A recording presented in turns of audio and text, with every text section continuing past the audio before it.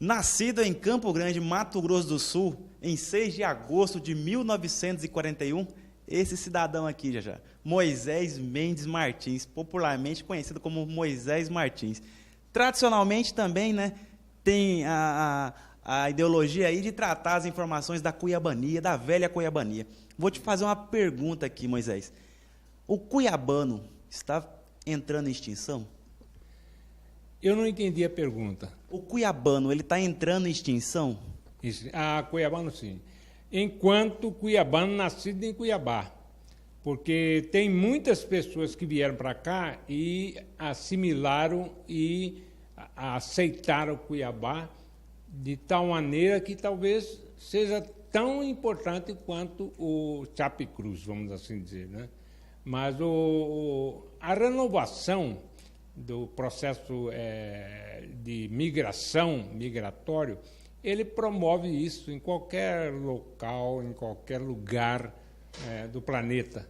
Porque à medida que vão chegando outras pessoas, a população vegetativa, que é a que mora no local, ela tem a tendência de miscigenar, misturar com as que estão chegando.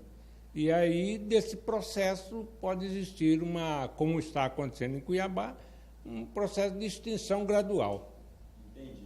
Hoje a gente vai entrar no assunto agora, aí, que nós estamos prestes aí a comemorar o 7 de setembro, né? Muitas pessoas aí só conhecem o feriado, não sabem exatamente a data histórica, o que significa e representa para a nação, né? Explica agora, Moisés, para as pessoas aí, o que foi essa data.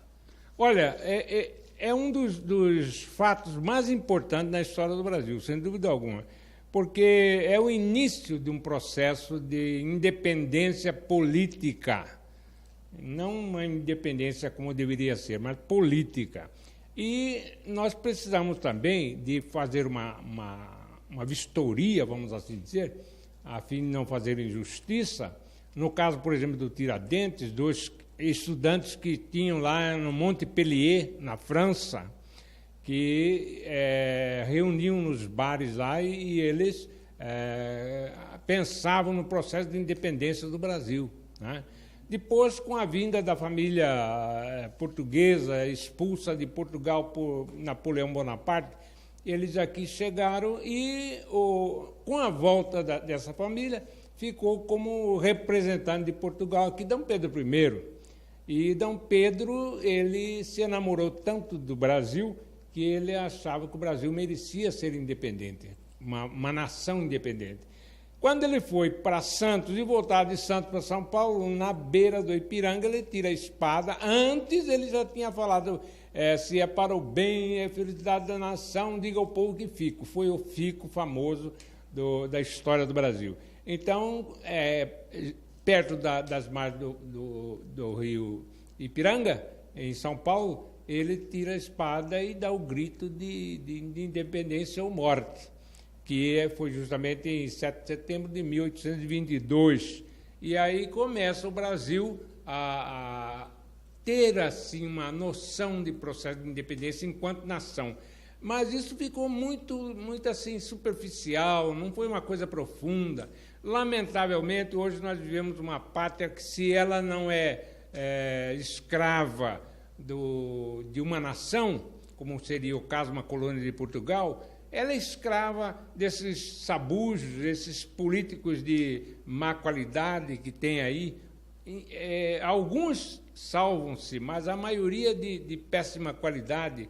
E isso está provado com as corrupções, com a venda da pátria, com o desamor à pátria e com uma série de fatores que impedem com que o Brasil se sinta realmente como uma pátria independente. Então, Dom Pedro I, o objetivo dele foi nobre, política e administrativamente falando. Entretanto, é aquela história que eu sempre penso. Se você chegar numa aldeia indígena, seja ela qual for, e der de presente um Boeing, eles talvez vão aceitar o Boeing, porque é um aparelho bonito, um avião bonito, eles vão lustrar aquele aparelho todo dia, limpar e tal, mas não vão levantar voo. Por quê? Porque não foram preparados para dirigir um Boeing. talvez a independência existe muita similitude, muita semelhança com essa situação que eu estou colocando, com essa metáfora que eu estou colocando, porque o Brasil ele não foi preparado para ser um país realmente independente. E haja visto, por exemplo, depois vieram as capitanias hereditárias, que era remanescente de Portugal, tentando colonizar o Brasil e não conseguia. E esses processos todos que acontecem no Brasil há muito tempo, né? E não acredito que vá resolver tão... Não sou desesperançoso, tenho esperança, mas não acredito que a curto prazo nós venhamos a poder gritar independência ou morte. Agora entrando no assunto também, lógico, de história, voltando um pouco aí para a capital, Cuiabá, lembrando aí no tempo do Campo do Rique, né? Quando a Pandoga, Finca, Buscapé, exatamente. Canela açucarada, branca pura daquela gurizada, do tempo do Campo do Rique, quando a Pandorga, ou Finca, ou Buscapé, pintava o céu com pingos de luz. Moisés, conta um pouco dessa Cuiabá que o senhor enxergava naquele período e até escreveu aí em vários livros.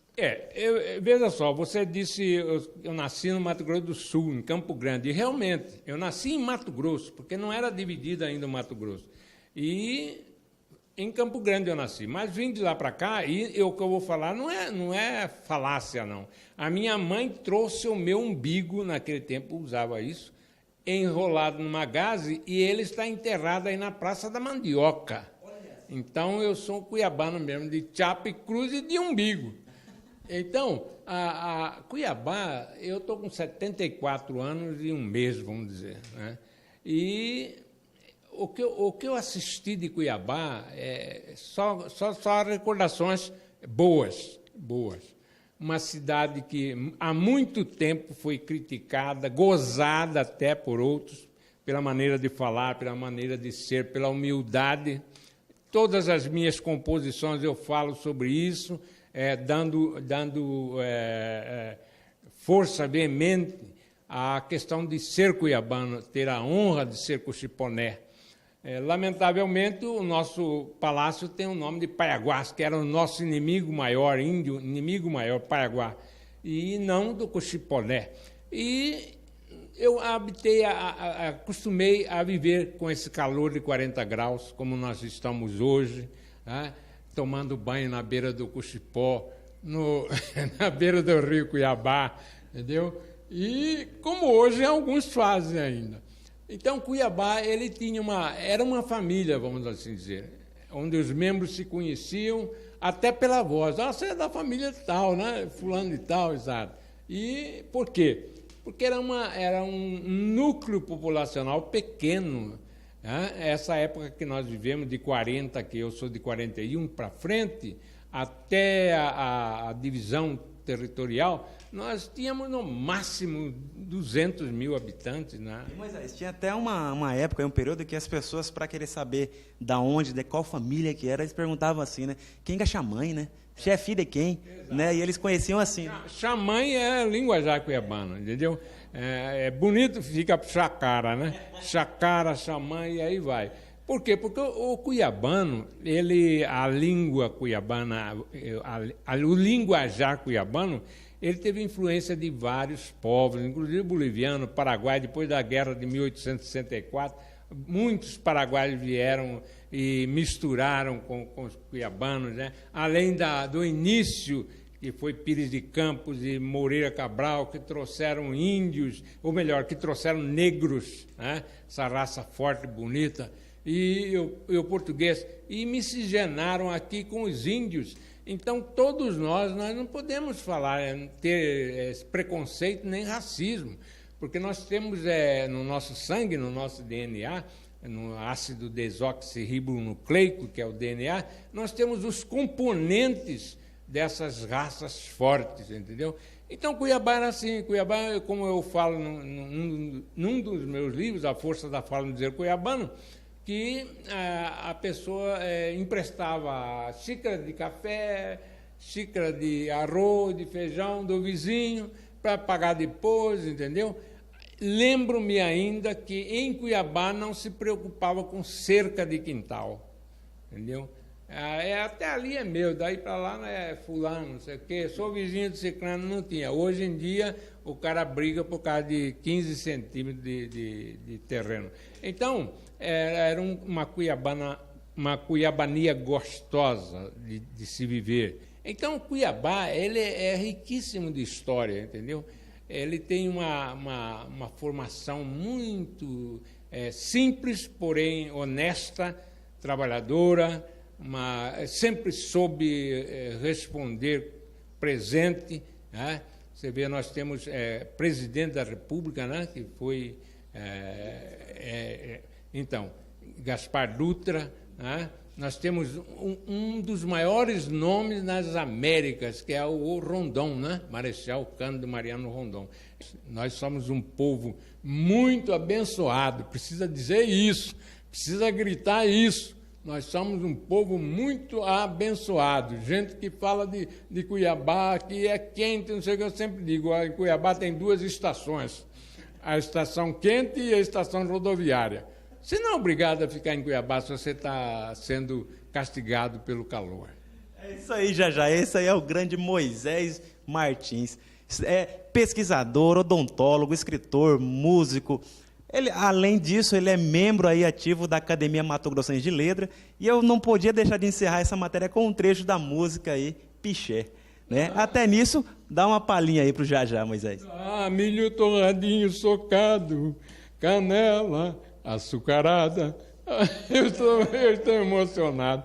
A branca pura daquela gurizada, do tempo do Campo do Urique, quando a pandorga, o finca-finca, o busca-pé e o trique-trique pintava o céu com pingos de luz. É tempo bom que não volta mais, só na lembrança de quem foi menino, hoje é rapaz. É tempo bom que não volta mais, só na lembrança de quem foi menino, hoje é rapaz.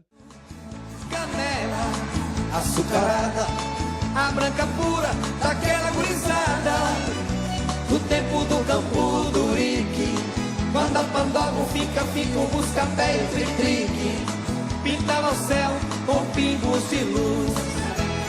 Milho torradinho socado, canela açucarada, a branca pura daquela